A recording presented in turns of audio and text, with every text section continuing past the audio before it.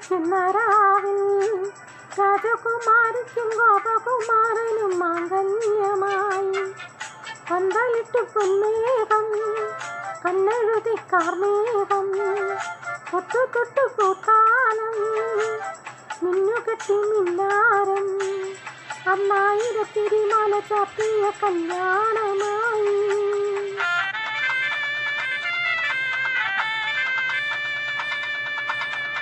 കഥയിലെ രാജകുമാരിയും ഗോപകുമാരനും ഒന്നാവാൻ പുഴയിലെ പൊന്നോളങ്ങളിൽ അവരൊഴുക്കി ദീപങ്ങൾ കരളിലെ മുഖം തളിരണിയാനായി അവരിരുവരും തപം ചെയ്തു ഈ അമ്പലക്കൽപ്പടവിൽ.